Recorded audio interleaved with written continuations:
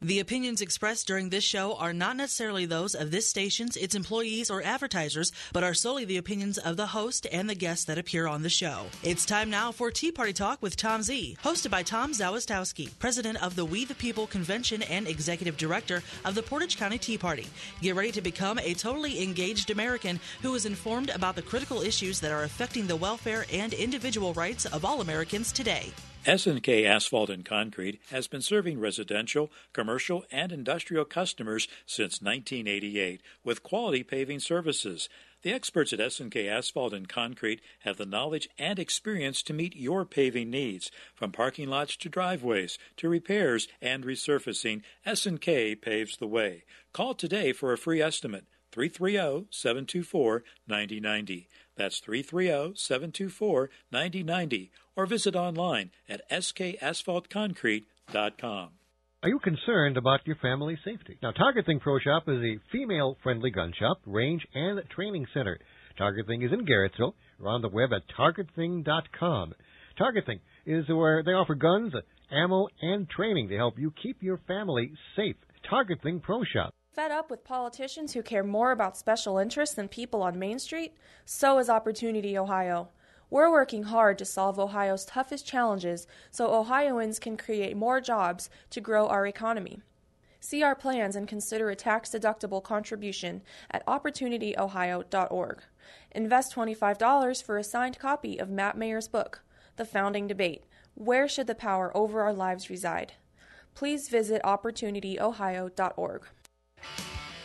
Well, good morning, and welcome to Tea Party Talk with TomZ. I greatly appreciate those of you who tuned in and given us some of your morning, and I really respect your doing that, and I hope that I provide some information that you have not heard elsewhere. And that's the whole idea of this show, to give you information that you haven't heard and a perspective that perhaps you haven't heard. We certainly welcome everyone who's been watching the live streaming of the video on teapartytalkwithtomz.com. We have about 500 people who watch the live stream of the show, and that's growing. And we've had about 40,000 people watch the show on the Internet. So welcome all of you on Wednesday mornings at 10:30 at Tea Party Talk with Tom Z. And then all of you are listening on the radio on WHLO 640 in Akron, Ohio, at 9 o'clock on Saturday mornings from 9 to 9:30. And, also listening on iHeartRadio. I think I told you last week that our show has the most iHeart listeners of any show on this station on the weekend. So thanks to all of you who are listening on iHeartRadio around the country. We know we have listeners in Colorado and Texas and Florida and other states, and certainly we have radio listeners in western Pennsylvania. I hear from you guys a lot, and from Michigan and Indiana, and 66 of the 88 counties in Ohio. So thank you very much for joining us. We're going to talk a lot about books today on our show. I know, those of you who listen to the show know that I reference a lot of books. And if you go to our website, teapartytalkwithtomz.com, you'll actually see a list of the books that I've referenced over the years. And I think it's an important list. And if you're looking for some good reading, I obviously do recommend the books on our webpage. So please go there. Today we're going to start with a book that I've talked about a lot. It's called How Do You Kill 11 Million People? Which is a book by American historian Andy Andrews. And the answer is, if you read the book, and it's a very short book, about 100 pages, the answer to the question of how do you kill 11 million people, which he's talking about the Nazis in Germany, you lie to them. You kill them by lying to them. And that's the premise of his book. And it doesn't just apply to the Nazi Germans. We just had the anniversary of the Armenian genocide, which few people want to recognize, but where Muslims in Turkey killed 2 million Armenians, literally crucifying them back 50 years ago. And no one really wants to admit that happened. But that's why Andy's book, How to Kill 11 Million People, has a profound effect on me and on this show, because he has a statement in his book that says, the past is what is real and true, while history is merely what someone recorded. I really want you to think about that, because the past is what is real and true, what actually happened. But history is what just happens to be what someone recorded. And unfortunately, history is usually recorded by the victor okay, or by someone with a political agenda. And that's really what happens, on the left. That's the point that the left likes to make all the time, that, that American history is wrong, and they had this revisionist history by this, despicable person, Howard Zinn, that talks about, how American history has been given to you as a lie. But in fact, their representations are a lie, and they're not factual. And that's why it's all about integrity. And we're going to talk a lot about integrity in today's show, because really that's what it's all about, isn't it? Without integrity, you don't have much. In your family, at your job, with your government, if you don't have integrity, you don't have much. And unfortunately, we are really straining here with integrity. So I'm going to give you a historical example. I'm going to talk about something that's very big here in Northeast Ohio, and it certainly has national implications. And this week was the anniversary of the student shootings at Kent State on May 4th, 1970. And I am a graduate of Kent State. My wife is a graduate of Kent State. Our son is a graduate of Kent State. And my wife actually was there the day of the shooting. She was actually in the journalism building. She got tear gas. She saw, she was there for the event. And so it's something that we know a lot about. And we lived in Kent. So you can't, live in Kent and not know a lot about it. But again, the problem is, what do you really know about it? And basically, those of you listening to the show, you've gotten the narrative, that the government of the United States turned on, innocent students protesting the war in Vietnam, and that our government shot and killed 4 students. And that set off riots across the country, at university campuses all over. And quite frankly, a lot of people say that incident at Kent State basically, eventually caused the U.S. to pull out of Vietnam. And that's part of the history. And there, listen, students were killed. They were killed by National Guard troops. There was a government cover-up. And you can learn a lot about that, by the way, at a website called projectcensored.org. Projectcensored.org. Interesting website. Gives you a lot of background that you maybe not have heard from the history of the Kent State shootings. But there's another part of that history that even that website ignores. And it's a very important part of the history. Okay? And there was a book that came out in 2009 called Blacklisted by History. And it's about the untold story of Senator Joe McCarthy. Okay? Now, for those of you who are under 40, you probably don't even know who Joe McCarthy is. For us over 40, we know, or at least we think we know, we've been told that Joe McCarthy was this crazed senator in the 50s who went on this witch hunt in Hollywood and in our government looking for commies, looking for communists. And he held these hearings, and those hearings were depicted in movies where he was shown to be this crazy person who was, just violating everything that America stands for, free speech and freedom of ideas. But you know what? This book is really interesting because the author of this book basically went to the Soviet Union. After the fall of the Soviet Union, the archives of the former Soviet Union were available to Western scholars. And he went to Russia and to Moscow, and he looked at this KGB files. And you know what he found out? He found out that the Kent State shootings were instigated by Students for a Democratic Society. Well, who were the Students for a Democratic Society? Who were those guys? Well, those guys happened to be people who were formed in the 1960s at the University of Michigan, and they basically had a platform that said in domestic matters it criticized racial discrimination, economic inequality. It criticized big business and trade unions and political parties, and it basically pushed for an enlarged public sector with increased welfare, including programs against poverty. Wow, doesn't that sound familiar today? Doesn't that sound like what you're hearing in Baltimore and Ferguson and stuff today? Okay, but guess what he found? He found that Students for a Democratic Society were funded by the KGB. They were paid to be at Kent State.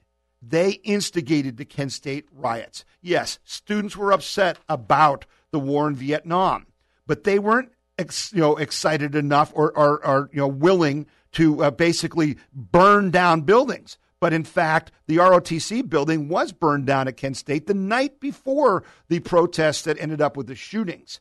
And no one was ever charged with the crime of burning down the ROTC building. No one was ever convicted. Okay?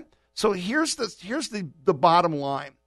The shootings at Kent State What you've been told is that this is a story about the American government turning on its people and shooting and killing them.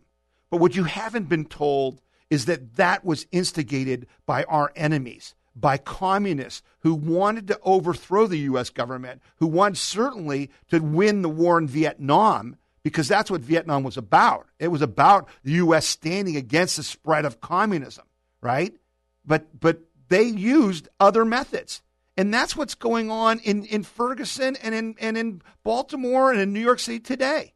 If you're watching the video stream, I'm showing pictures of raised fists. Okay, whenever you see the raised fist, which is part of the Students for a Democratic Society's logo, you know it's about communists. Okay, and so in Ferguson, there's stories that are out that that talk about the fact that radical communists are trying to hijack the peaceful Ferguson, Missouri protests. And there's all kinds of other stories about that. There's banners that say, "Fight the power, transform the people for revolution." And that was put out. Those are marchers in Ferguson, in Baltimore, carrying signs provided by the Revolutionary Communist Party of the United States, based out of Chicago. Geez, isn't that interesting? There's anarchists there. There's the Nation of Islam is there. The New Black Panthers are there. Okay, every group, the anonymous hackers, the anonymous group that is hacking into our government servers and things, and quote unquote trying to provide you with the truth, but they're also trying to undermine the truth. They're trying to create a narrative that just isn't true, and that's the connection between Kent State, the shootings in Kent State, and what's going on today in Baltimore and in Ferguson and New York, and even back in Florida, the Trayvon Martin thing. These people are trying to undermine our society. It's not about the death of a black individual in Baltimore or Michael Brown in Ferguson. Yes, that's important. But if you'll notice in Baltimore what happened is there were no big riots after he was killed. When it first came out, there wasn't a lot of protesting going on in Baltimore. But within days, they had shipped guys like George Soros, the Soviets. You think Putin isn't involved with trying to undermine what's going on here in the United States? Seriously. The past is what is true and right. History is what is documented. Open your eyes. We are under assault. The Islamic people who were, the shooting that just happened this week when, the two jihadists were gunned down by police in Garland, Texas. These are all related, folks. The narrative on TV, the narrative by our media is not the truth.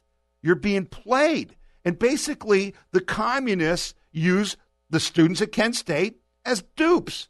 They take their concern about their own public safety, their own personal safety, of getting killed by being drafted in Vietnam, and they turn that into something that works for the Soviet Union's best benefit, which is to defeat the United States in Vietnam.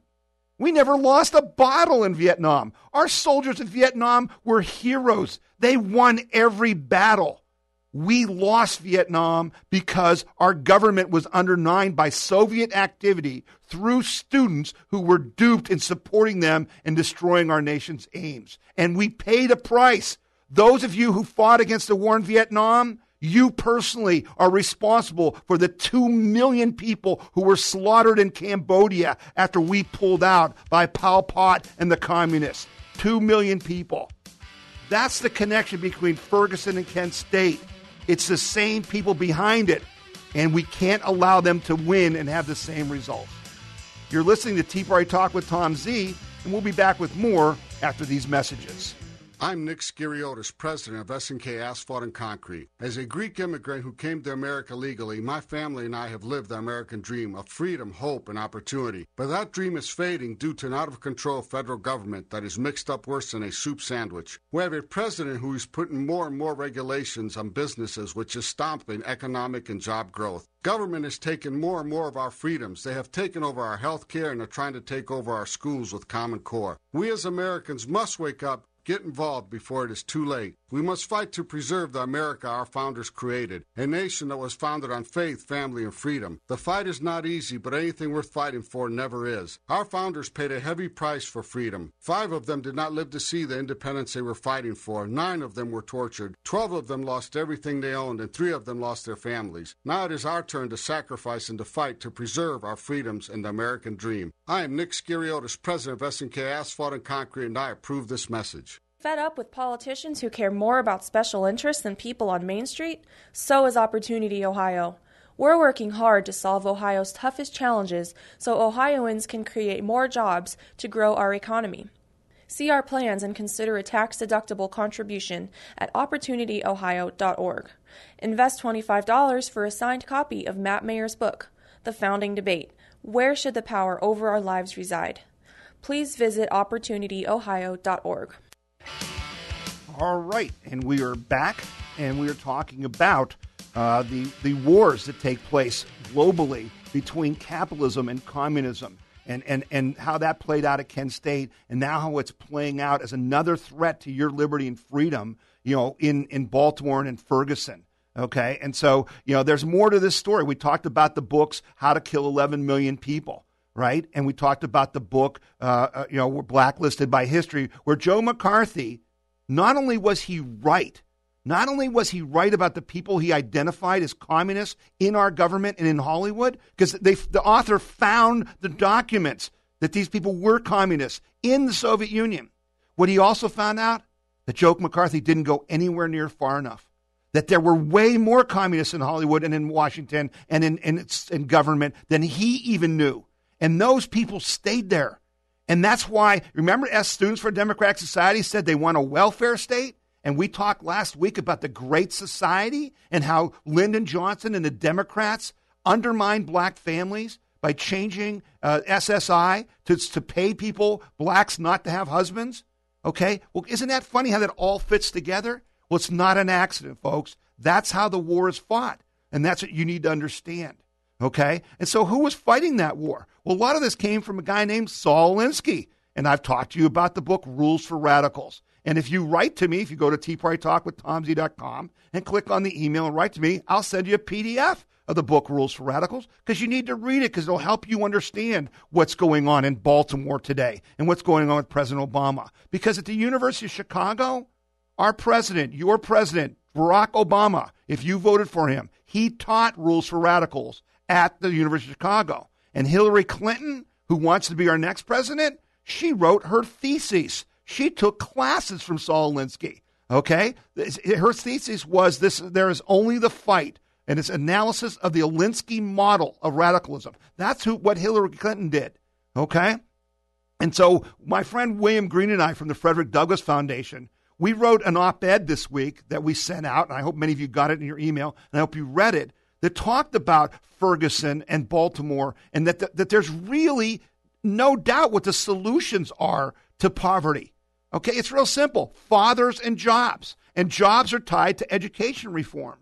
But what you need to understand, the people listening to the show, we need to understand is you and I are living in the America of our Constitution, where individual freedom and liberty is supposed to rule. But we live in a world where there's personal responsibility, and where America is really exceptional because we have things like private property, which they don't have. Folks, 90% of the people in this country in this world are not allowed to own personal property. Yet our president wants to tell you that we're not exceptional. That makes us exceptional. But here's the problem.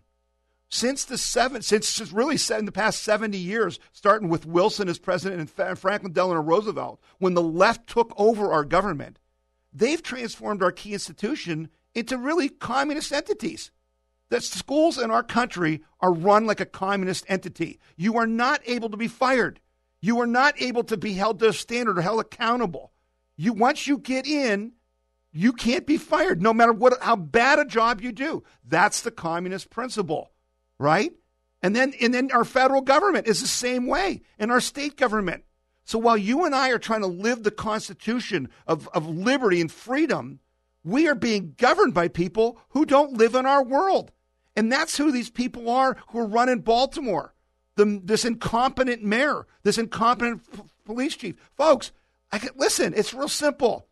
Every police officer that those protesters are mad at were hired by Democrats. The police union, I guarantee you, in Baltimore, has given millions of dollars in throughout their history to help elect Democrats who elected them, who have the police chief that they elected, who have the mayor that they elected through dollars that they extorted from taxpayers through union dues.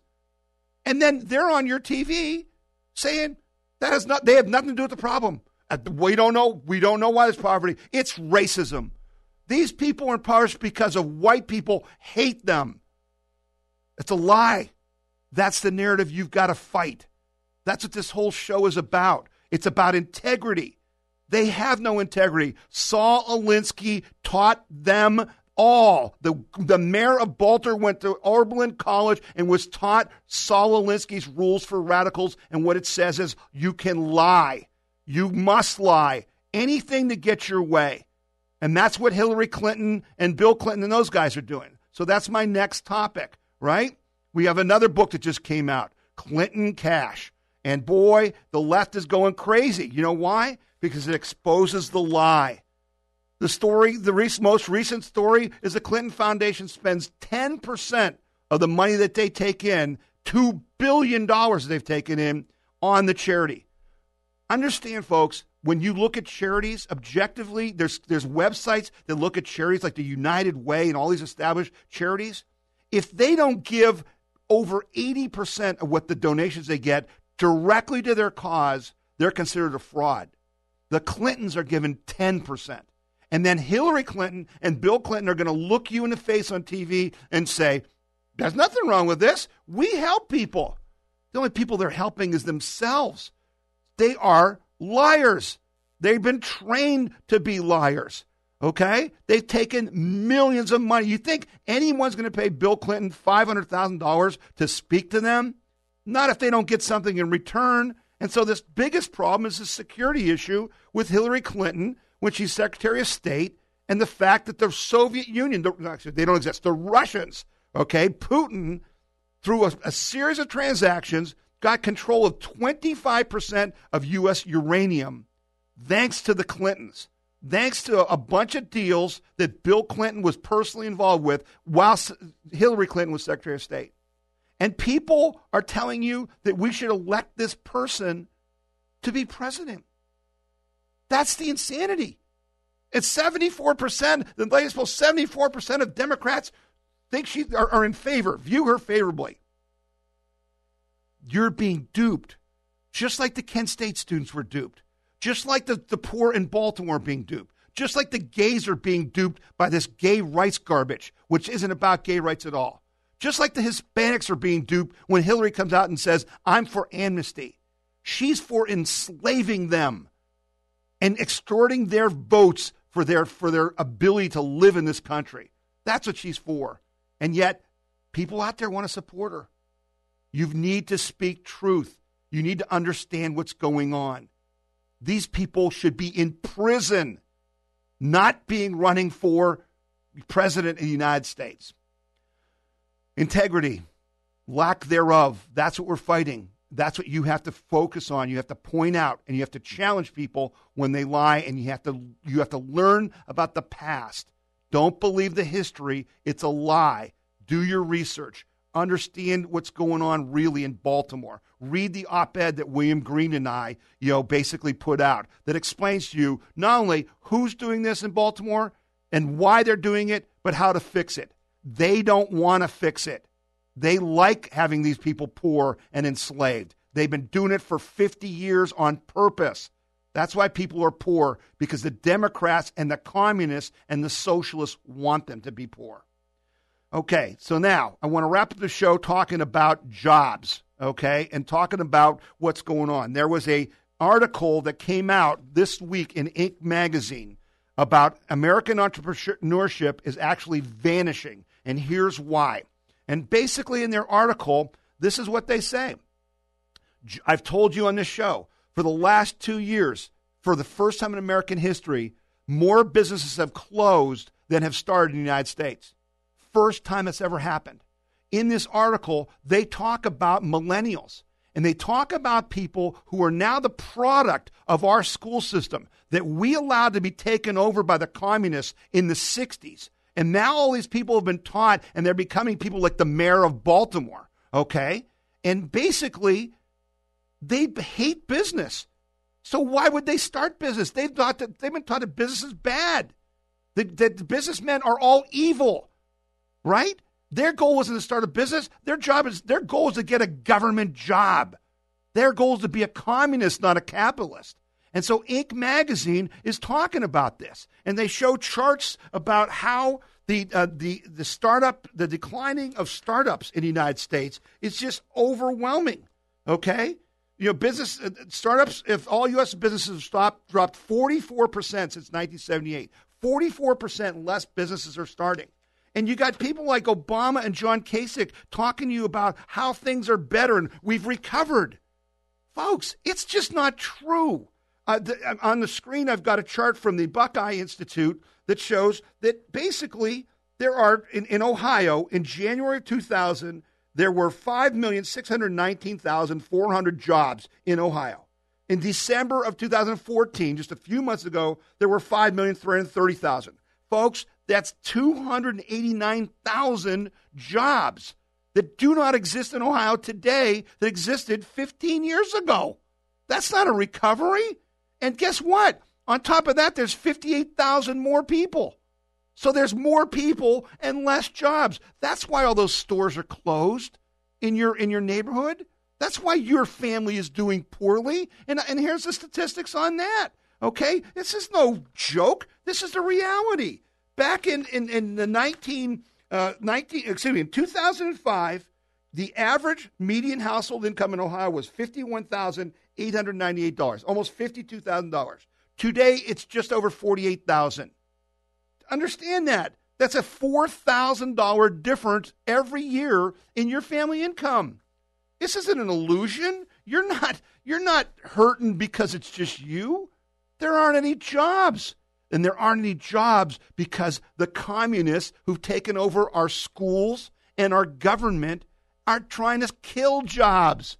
Okay? That's why President Obama and Hillary Clinton just said, I believe in total amnesty for immigrants. You know what that does to poor people? You know what it does to blacks in America? It creates competition for them, for the few jobs there are. There's no accident here, folks. These people are dismantling your country, and you've got to stand up and fight them. You've got to fight them at the ballot box. You've got to fight them at the school board meeting. You've got to fight them at your township trustees meeting. Yesterday, we had an election in Ohio. You know what the turnout was in our county? 8.9%. Not even 1 in 10 of you showed up to vote on taxes that were going to come out of your pocket because you just didn't care. You get the government you deserve. Learn the truth. I want to wrap up with a couple of things that are going on that are important. If you're concerned about the jihadis, and there's news this week, after the shootings in Garland, Texas, ISIS says they've got 71 soldiers in 15 states in Ohio, in the United States, and they're ready to attack America at any time at their command. You want to learn about this, you got to go to Act for Cleveland's event with Bill Federer. It's going to be Monday, May 11th, from 6:30 to 9 p.m. at the Word of Grace Church at 9021 Mayfield Road in Chesterland. You can get tickets. They're only $5. I mean, gosh, $5 is a donation, not a ticket. Go to actforcleveland.org, actcleveland.org, okay, and get your tickets and go see Bill Federer. He is the best. Also, the Buckeye Institute is having an evening with Steve Moore and Paul Akins, who are going to talk about free markets and capitalism. Wow, that's going to be on Tuesday, May 19th. Please make plans to go to that. You can go to the BuckeyeInstitute.com to get your tickets. They're $25. That's going to be a great event. It's going to be out on 271 at the Marriott in Cleveland. Thanks for joining me again this week. I hope you learned some things you didn't know before. Please go to our website and check out the books I've mentioned. They will really help you. And thank you for being an American and for standing up and defending your freedom. We greatly appreciate it. We'll see you again next week. This is former State Representative Matt Lynch inviting you to join me for Common Sense Conservative Conversation each Wednesday evening at 6:30 p.m. on How I See It. You can listen live or listen to the podcast anytime, 24/7 at mattlynch.com. Each week I am joined by my daughter Karen Quay on a rhino hunt as we separate the phonies from the real conservatives who are willing to stand up for faith, family, and freedom. We challenge the politically correct politicians who say one thing to get your vote, then do another once they are in office. 2015 is a new year, but too many of our politicians didn't get the message that business as usual in Washington is no longer acceptable. If our representatives in Congress are too scared or too weak to speak up, then we must raise our voices and demand they fight back against the liberal loonies. Never forget that we, the voters, are in charge, and we are the masters of our government, and we cannot let politicians ever forget it. So listen in every Wednesday at 6:30 p.m. or anytime at mattlynch.com. I'm Matt Lynch, and that's how I see it.